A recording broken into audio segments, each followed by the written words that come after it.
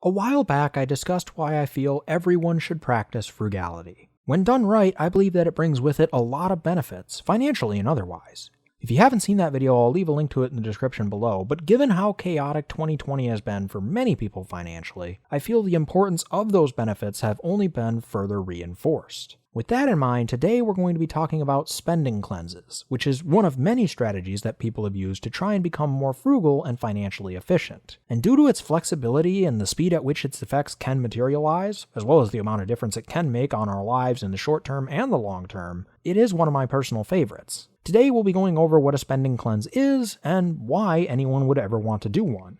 But before we get going, be sure to like this video if you haven't already, as it really does help out the channel a lot, and subscribe with notifications on for more money-related videos like this one every single week. And if you want to further support this channel, you can check out some of the links I've left in the description below, which includes a link to my Patreon page. This is the best way to show your support for this channel, and in addition to that, you can also get early access to new videos and exclusive content such as spreadsheets based off the ideas we discuss in these videos. The spreadsheets will allow you to play with your own numbers and see how big of a difference some of the ideas we discuss can make for your own personal financial situation. So first things first, what is a spending cleanse? A spending cleanse means different things to different people. As I said, it's a very flexible strategy. But generally speaking, it's a self-imposed challenge where you decide that you won't spend money on a specific item or activity for a specific period of time. Many people do spending cleanses for a week or month, but others have set the goal to last an entire year, or sometimes even more. So that's pretty straightforward. But why would anyone want to do it? Well, let me counter that question with another question. Why do we spend money, really? There's a lot of reasons we could throw out there to explain away our purchases, and most of us have at one time or another. I know I have. But when you really get down to it, I think it comes down to a small handful of things. We spend money to satisfy physical, mental, emotional, social, or spiritual needs and wants, to free up more time, or just for convenience. And on its face, there's nothing wrong with any of those things. I mean, I enjoy convenience as much as the next person, even if I don't really need it to get by most of the time. And I've certainly made my fair share of purchases that weren't the most frugal options out there without any regrets. But that doesn't mean that I don't see the potential pitfalls that could come from spending money on something thinking that I'm fulfilling those needs, but not doing it efficiently and effectively enough so that I end up with more month at the end of the money. So while the immediate primary benefit of a spending cleanse is pretty obvious and in some cases quite substantial, I mean, if successful, it means you've managed to stop yourself from spending money on something that presumably wasn't bringing much value into your life, but I believe that the potential long-term benefits of a well-executed spending cleanse go much further than that. Because I believe that the thing a spending cleanse is really helping us to achieve is much bigger than just saving money. Spending cleanses, when executed properly, allow us to quickly identify what is and is not punching above its weight class in terms of the joy it brings us per dollar spent, which is how I personally choose to define frugality for myself. And just as importantly, it allows us to reflect on why that is, so that we can eventually make lasting changes and become more frugal. So with that in mind, a wildly successful spending cleanse shouldn't really be just about not spending money on something for a certain period of time. It'll do that, but it should also be about discovering what things are worth spending money on and what things aren't. Finding the most financially efficient ways to get what we actually want out of the money we do spend, and setting ourselves up to be able to continue with that financially efficient lifestyle long after the challenge is complete, by again ensuring that we aren't depriving ourselves of any of the benefits that spending money can help us get unnecessarily. So now that we've established why someone would want to try a spending cleanse, how do we actually do it? Well, it's pretty easy. Step 1. Decide what things you are and are not going to be spending money on during the cleanse. Step 2. Decide how long you want the cleanse to last. I'd recommend shooting for at least a week so you have at least a little time to experience the new lifestyle and give yourself something to reflect on later, but if you can do a month, that's even better. Step 3. Start the cleanse, ideally keeping notes along the way on various things such as the differences you're seeing financially and otherwise during the cleanse, and what choices you were faced with during the cleanse, how hard they were, and why you think that is. Step 4. Reflect on your notes to see what worked and what didn't, and make changes accordingly. Step 5. Repeat every so often. Mechanically speaking, that's pretty much it. But like I said, different people approach it differently. Some people do what I call a focused cleanse, where they tackle one area of their lifestyle at a time instead of everything at once. Some common examples include a possession cleanse, where you go through your apartment or home, removing the things that you no longer need or use, ideally selling it for extra cash or donating it, and only allowing yourself to replace things once you've thrown the old versions out. As many who live a more minimalistic lifestyle can probably attest, this can have multiple benefits. First is the obvious financial benefits of potentially getting some cash for selling your items, should you choose to go that way. Second are the long-term financial effects of no longer having to maintain the items that you got rid of, because whether through actual maintenance and repair costs or just replacements, there's always some kind of cost associated with owning just about any possession. And third, you may also feel better and experience less stress if you're living in a much less crowded space with less things to keep track of. We all lead pretty busy lives after all, so this trimming down of stuff may help to give us more opportunities for a break, which can do wonders for our health. Related to that, you could also choose to focus on mental health with a sort of mental cleansing, which sounds more dramatic than it really is. Normally, people who choose this path focus on things like mindfulness, possibly taking up meditation or yoga, setting aside time for intentional relaxation, or just spending more time outside to give themselves a sort of mental break from the world, or working out issues through therapy. All of those things can do wonders for our mental health, and most can be done relatively affordably. They may also have positive effects on our finances after the end of the cleanse, particularly if you end up identifying and working through issues related to some of the 12 money disorders that we've discussed before on this channel. Others focus on cleansing themselves of emotional baggage by finding financially efficient ways to begin mending damaged relationships that they may have been previously trying to solve through, or cover up with, emotional spending. Alternatively, some also discover relationships that are actively causing them emotional distress, leading them into undesirable situations or just promoting bad financial habits. In which case, they can think of ways to limit or even eliminate those relationships, which likely improves both the quality of life and their savings rate. And then, of course, some other people do a little bit of everything, like I said. However you decide to approach it, there are a few things you should keep in mind. First, as I said earlier, keep track of the difference these changes are making in your life as you go along, potentially with a journal or some other similar tracking method. This is especially important for the cleanses that aren't purely financial in nature, as it'll help you remember how far you've come by the end, which can help with motivation even if you didn't ultimately reach your biggest goals. Remember, slowing down the speed at which you're falling into bad habits, decisions, or situations that you don't want to find yourself in is still a form of progress, even if you're still in those situations at the end of the day. You can take what helped slow your descent in your first attempt into your next one and try tinkering with the other strategies that didn't work out as well to finish the job and get yourself to where you want to be. Second, be sure to keep track of how difficult the choices you forced yourself into making during the cleanse were. Some choices will be fairly easy. Perhaps getting rid of some possessions will be fairly easy if you realize that they weren't adding a ton of value to your life and you didn't really miss them when they were gone. That's a good thing to write down and reflect on going forward, as it'll help you avoid falling back into old habits after the cleanse is over, and may even give you insights into future spending purchases that you'll have to make. You may start seeing similarities between them and one of the expenses that you eliminated during the cleanse and didn't miss that much, which may help you waste less money down the road, and that's always a good thing. Other decisions will be more difficult, suggesting that maybe you'd miss them more or that they just did bring more value into your life. Similar to the things you eliminate and don't miss, take some time to reflect on why this is. Is it because the item or activity itself is something that you enjoy, or is it something else? For example, is going out to eat with your friends something you miss because you enjoy going out to eat with your friends? Or would you still get the bulk of the benefit by taking a hike with your friends, or going bowling, or some other activity? Finally, consider the opportunity costs of putting these things back into your budget, in their new form if you decide to alter the usual activity. Is the cost worth what you're getting from it?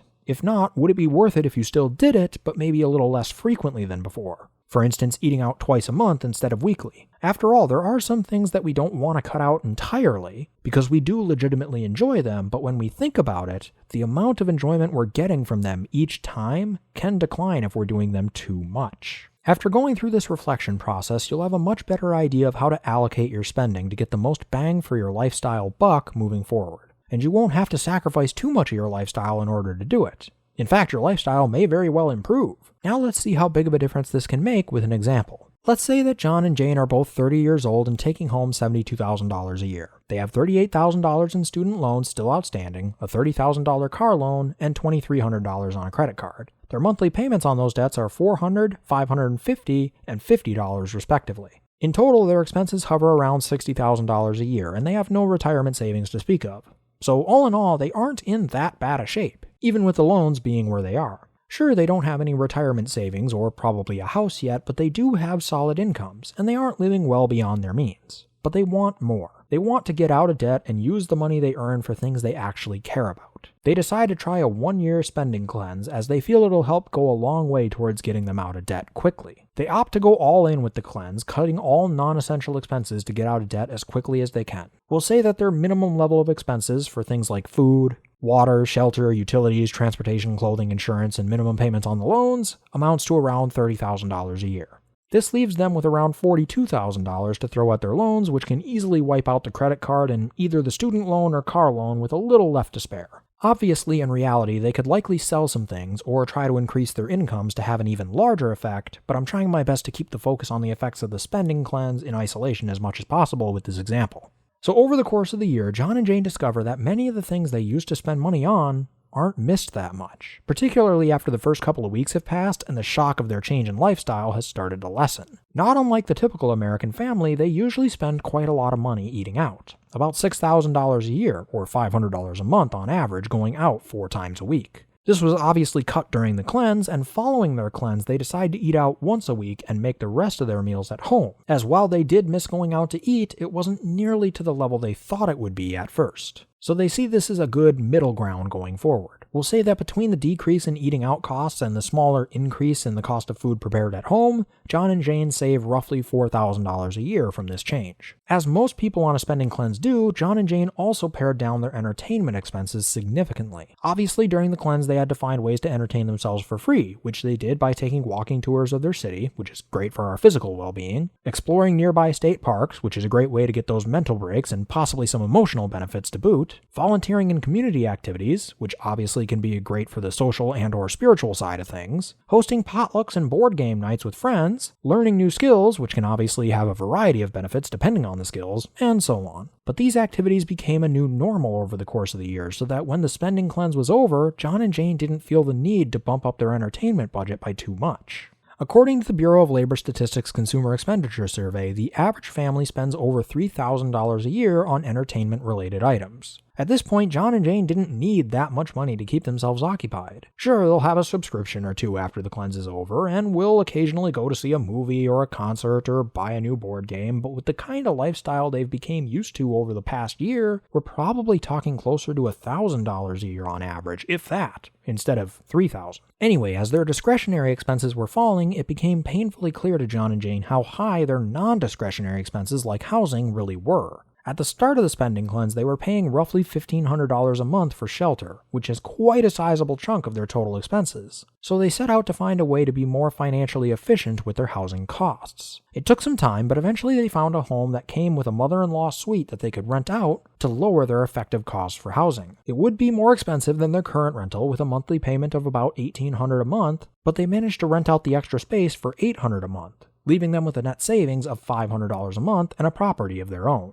Between those 3 major categories, John and Jane are already saving roughly $1,000 a month more than they were before they started the spending cleanse. And even if they didn't make any further changes, it would still make a significant difference in their financial futures. Under the assumptions we just made, John and Jane would live on about $30,000 a year during their spending cleanse. That total would have jumped to around $42,600 a year after adjusting for the changes in their lifestyle spending and the debts that they had paid off. The year after that, they would have become debt-free, aside from the mortgage, and dropped their annual expenses down to around $36,000, which is actually not that far off from where they were during their spending cleanse. And given their $72,000 income, they could potentially be getting a real jump start on their future financial independence going forward. If we assumed that they put the full $36,000 they had left over after expenses toward investments, and assumed a 5% average annual inflation-adjusted return, John and Jane would be on pace to reach financial independence in about 16 or 17 years based on the 4% rule. That would put them in their late 40s or early 50s, well ahead of the game financially, particularly when compared to a version of John and Jane who didn't make the adjustments to their lifestyles by trying the spending cleanse in the first place. But obviously, with that amount of wiggle room, both in terms of time and money, they wouldn't likely need to be nearly that aggressive with their savings unless reaching financial independence early in life was high up on their list of priorities. They could just as easily put 20 or 25% of their money away in tax-advantaged accounts, retire at a more standard age, and use the other $18,000 or $20,000 a year that was left over and not going towards savings to enjoy themselves in other ways. Or just free up more time and have more convenience because, come on, who doesn't want that? The point is, a well-executed spending cleanse can make a pretty monumental difference in our lives, not just in terms of our finances, but also in terms of how much we're getting from the money that we do spend in terms of joy per dollar spent. So those are the basics behind a spending cleanse, and some reasons why people would want to give it a try, even if only for a week or two. One more thing I do want to mention before we wrap things up here is that this process is one that should really be repeated every once in a while. Even the best of us can slowly slip into habits that we'd rather re-examine over time, and we also grow and change over time, so priorities may shift. Now, the follow-up cleanses don't necessarily have to be as long or as extreme as your first one may have been, but as it is a tool for awareness and choice, it can help to repeat the process once every year or two to make sure that as you evolve as a person and your situation changes around you, that you're still getting the most bang for your lifestyle buck. Also, it's holiday season again, so as usual, I'll be taking a couple of weeks off to spend a little more time with my family. I'll be back with a new video on Monday, January 18th, 2021, so I hope you all are enjoying the holidays so far, and I hope you guys have a great start to the new year. I'll talk to you again in January. But that'll do it for me today. Once again, if you enjoyed this video, be sure to smash that like button if you haven't already, subscribe, and hit that bell next to my name so you'll be notified of all my future uploads. I generally upload every single Monday, and if you have a friend that would be interested in this kind of content, be sure to share it with them. Let's really get this information out there and start our own financial revolution.